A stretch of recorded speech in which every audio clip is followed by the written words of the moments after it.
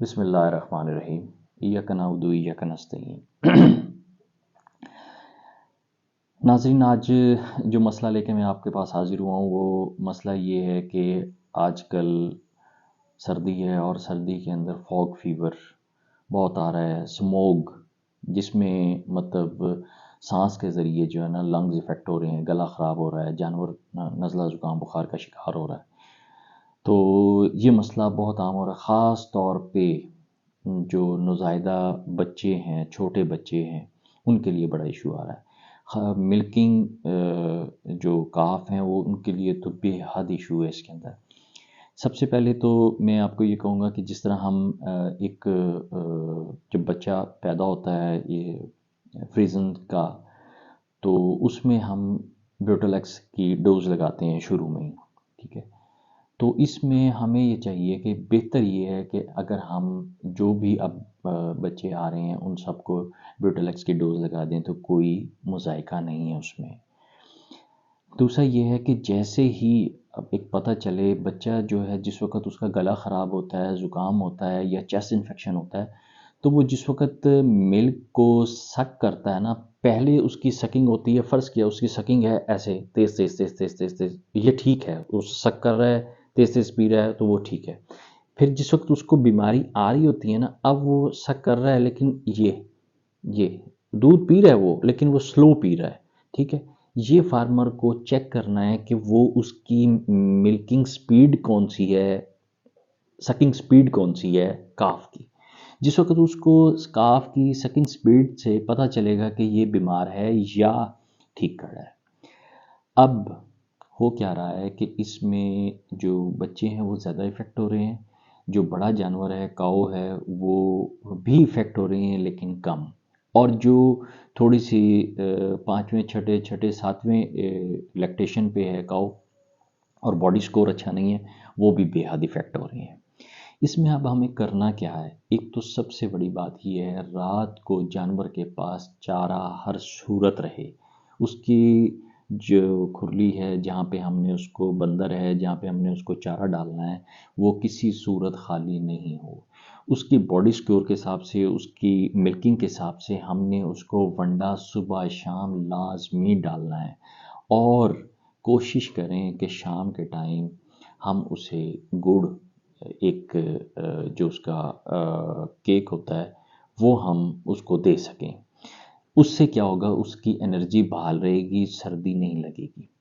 अब बड़े फार्म के अंदर तो ये होता है कि जिस वक्त हम बड़े फार्म में जानवरों को खोल देते हैं, खुला फिरने देते हैं, वो जानवर जो हैं आसानी से अपनी मर्ज़ी के साथ घूम फिर रहे होते हैं। वो फ्रीजन गाय होती हैं, वो हॉलैंड में मतलब बड़े फॉरेन कंट्रीज़ के अंदर जहाँ बर्फ़ पड़ रही होती है उन इलाकों की गायें होती हैं, उन्हें सर्दी कुछ नहीं कह रही होती।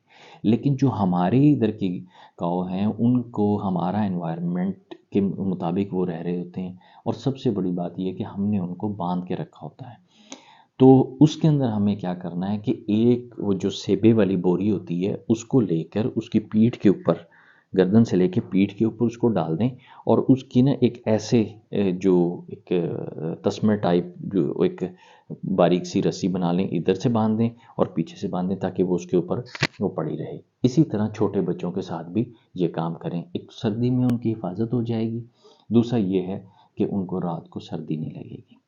अब अल्लाह ना करे किसी को बुखार हो जाता है या किसी को अपना खाना पीना छोड़ देता है, नज़ला ज़ुकाम हो जाता है या उसको चेस्ट इन्फेक्शन हो जाता है, उसमें हम लोगों ने क्या करना है? हमें चेस्ट इन्फेक्शन का पता कैसे चलेगा? हमें चेस्ट इन्फेक्शन का पता ऐसे चलेगा कि वो सांस ले रहा होगा थोड़ा सा अटक के, या वो जिस वक्त उसे बुखार होने लगेगा या वो सही नहीं होगा तो वो अपने जिस्म के बाल खड़े करके ना ऐसे सुकड़ के खड़ा हो जाएगा, ठीक है। तो हमें पता चल जाएगा इसके साथ क्या करना है। अगर तो बुखार है, बुखार में हमने सबसे पहले कीटोजेट लगाना है इसको। दूसरा हमने जो इंजेक्शन लगाना है, अगर क्लेविट इंजेक्शन मिल जाए तो सबसे अच्छा है। क्लेविट नहीं मिलता फिर हम चले जाएंगे एनरोफ्लॉक्सासिन की तरफ, ठीक है। क्लेविट लगा दें, एनरोफ्लॉक्सासिन लगा दें या सेफ्टिहाइड सेफ्टियोफर सोडियम लगा दें, इन तीनों में से कोई इंजेक्शन लगा दें। लेकिन क्लेवरेट जो है वो बहुत अच्छा काम करता है, सेफ्टियोफर सोडियम बहुत अच्छा काम करता है, साथ में एंड्रोफ्लॉक्सासिन ये अच्छा काम करता है। इन तीनों में से जो इंजेक्शन मिल जाए वो लगा दें बॉडी स्कोर के हिसाब से। मतलब एटलीस्ट 15 सीसी की डोज़ कंफर्म है, 15 सीसी की डोज़ आपने बड़े जानवर को लगानी है। लेकिन अगर कोई हैवी वेट है तो उसके हिसाब से डोज़ बढ़ा देंगे। अगर वो हैवी वेट नहीं है और नॉर्मल से भी वेट कम है तो फिर 15 सीसी से डोज़ भी हम कम कर देंगे। सेम एज इट इज़ ये बच्चों के साथ भी इसी तरह ही है। अच्छा, एक तो कीटोजेट लगाना है, दूसरा एंटीबायोटिक में ये मैंने 3 एंटीबायोटिक्स बताए हैं वो लगाना है, साथ में मेलॉक्सिकेम नॉन स्टीरॉयड है ये मेलॉक्सिकेम ये आपने लगाना है, ठीक है।